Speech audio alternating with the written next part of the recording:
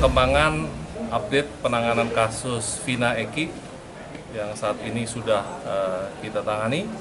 Ya, kami dari penyidik di Krimum Polda Jawa Barat bersama dengan tim Mabes Polri telah berhasil menangkap satu orang terduga pelaku yang berstatus DPO sejak 2016. Ya, yang kita kenal dengan nama Saudara Peggy alias Perong, atau saat ini kita berdasarkan informasi yang kita dapatkan bernama Peggy Setiawan, seorang warga Cirebon ya, yang bekerja sebagai buruh bangunan. Tadi malam kita lakukan penangkapan, kita amankan di Kota Bandung. Jadi yang bersangkutan selama ini bekerja sebagai buruh bangunan di Kota Bandung. Kalau terkait dengan DPO yang saat ini nanti akan kami jelaskan. Ya, akan kami jelaskan secara transparan, secara terang-benderang. Ya, tentunya kami akan buka bagaimana proses penyidikan ini selanjutnya sehingga mengungkap kasus Saudara Peggy yang kami duga sebagai salah satu pelaku, termasuk peran dari yang bersangkutan. Apakah hanya turut serta melakukan? Apakah yang bersangkutan sebagai intelektual dader, ya, sebagai otak? Dan bagaimana persesuaian dengan keterangan saksi-saksi yang lain yang sudah kami dapatkan. Yang bersangkutan saat ini sedang kami amankan, ya, kami akan lakukan pendalaman, akan lakukan pemeriksaan. Tentunya kami sudah menghubungi pihak keluarganya dan tentu yang bersangkutan akan didampingi oleh penasihat hukum, oleh pengacara yang bersangkutan. Nah, untuk itu kami minta teman-teman bersabar karena prosesnya harus berjalan sebagaimana prosedur yang ada. Kita mengenal alat bukti yang ada sesuai dengan pasal 184 KUHP bahwa ada keterangan saksi, keterangan ahli, ya, keterangan tersangka sendiri, kemudian surat dan petunjuk. Itu harus terpenuhi. Sehingga kami minta teman-teman bersabar. Kami dalam pendalaman ini tentu akan memenuhi alat bukti yang ada dan barang bukti yang telah kami dapatkan. Terkait dengan teknis penangkapan, terkait dengan proses penangkapan, tentu akan kami sampaikan kepada rekan-rekan selanjutnya nanti dalam perkembangan setelah hasil pemeriksaan, hasil pendalaman oleh teman-teman penyidik di Krimum Polda Jawa Barat yang saat ini sedang berproses, ya, sedang melakukan pendalaman terhadap yang bersangkutan. Kalau saya, kalau kasus ini masih hanya dilanjutkan, tidak menutup kemungkinan banyak korban. Harusnya diusut ulang dengan digelar perkara ulang. Menurut saya nggak aneh, karena kasus ini emang ditutup kok 2016. Bahkan bukti-bukti yang ada juga mungkin penyidiknya juga ada yang lupa kali sama kasus itu. Karena kan kasus ini terungkap kembali dan dihebohkan kembali itu setelah film. Setelah beredarnya di sosial media kerasukan tersebut, begitu. Jadi mungkin saja orang sekitar, kayak kita misalnya di daerah kita ini pernah kejadian apa gitu ya, kita bahkan nggak pernah tahu kok gitu. Tapi saya tidak kemudian membela beliau ya. Salah juga kalau kita langsung menuduh tanpa bukti-bukti yang konkret gitu. Tidak ada keanehan karena Linda ini muncul karena film yang pertama.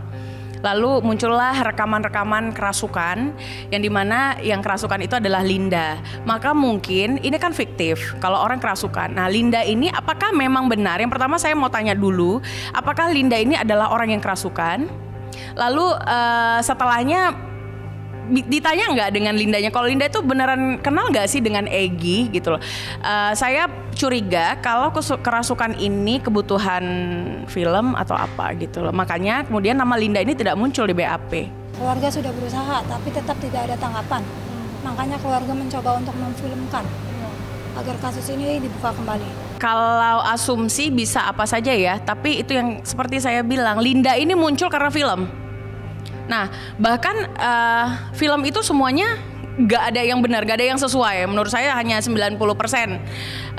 Yang 90% tidak sesuai, 10% aja yang mirip gitu ya, mirip. Makanya Linda ini kemudian tidak ada begitu. Kayak dibilang kakaknya bilang kan kalau Linda ini kerasukan. Kapan kerasukannya? Kalau di film kan dia dipanggil ke rumah, lalu ini ada kerasukan, Vinanya mau ngomong pakai badannya Linda. Tapi kan pada faktanya tidak seperti itu gitu. Jadi bagus sih sebenarnya kalau Vina juga dihadirkan. untuk mempertanggungjawabkan apa namanya ya, yang dia ucapkan ketika dia kerasukan gitu. Karena menurut saya kerasukan tidak bisa menjadi landasan hukum. Nah, dari kerasukan ini kan asumsi banyak nih. Oh, pelakunya si ini, oh namanya si ini, oh dicarilah. Saya takut banget kalau ternyata hasil dari kerasukan ini menciptakan banyak korban lagi karena salah tangkap atau bagaimana gitu. Untuk kasus-kasus yang sudah divonis ini, polisi nggak bisa ikut campur untuk diberitahu ulang investasi, nggak bisa itu karena yang lalu itu sudah tuntas itu. Kalau ada yang merasa dirugikan ya tadi pengacara atas nama tersangka yang masih anak-anak tadi merasa baru ngaku itu hanya bisa mengajukan PK.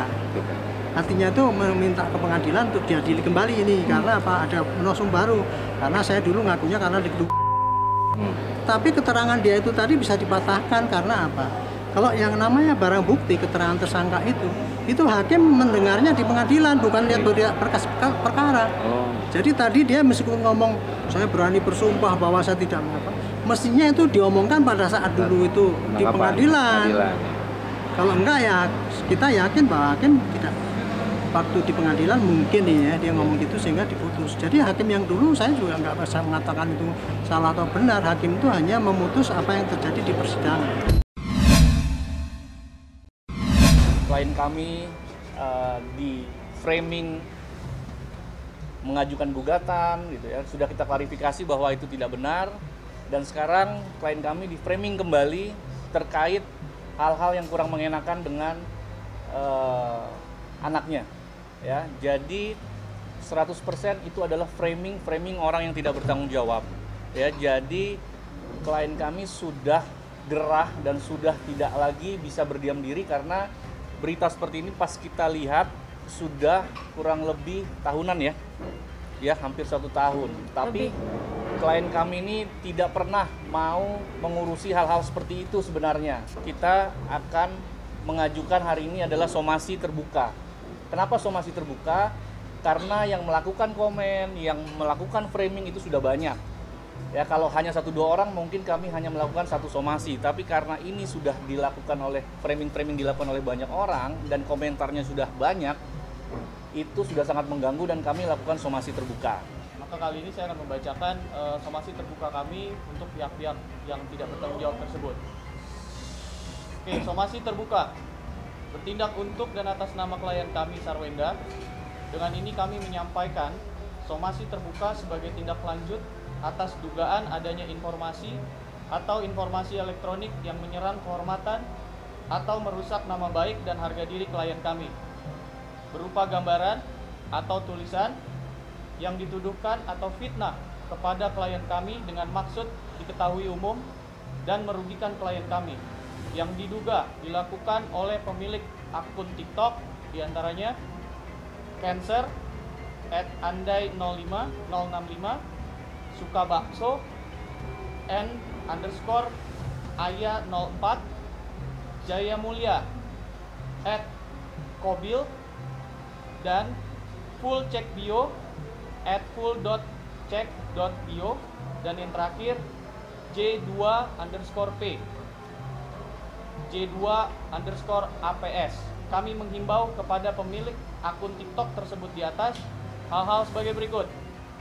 Yang pertama, menyampaikan permohonan maaf kepada klien kami secara terbuka dalam waktu 3x24 jam sejak somasi terbuka ini disampaikan.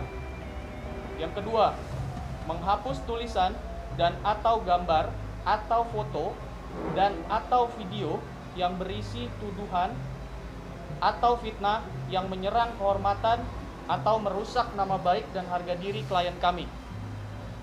Dan apabila belum ada realisasi sampai batas waktu sebagaimana disebutkan di atas, maka klien kami akan menggunakan hak sebagai warga negara untuk mengambil langkah hukum dengan mengajukan laporan pidana melalui Kepolisian Negara Republik Indonesia dan atau pengajuan gugatan perdata.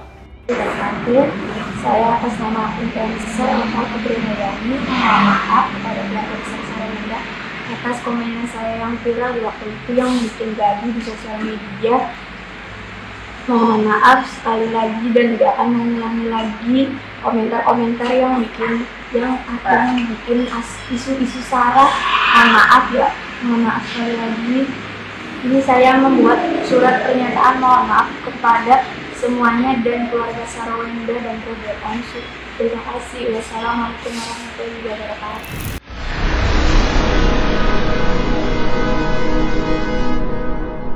Jadi jangan lupa untuk subscribe Cumi Cumi. Ditekan ya tombol lonceng merahnya.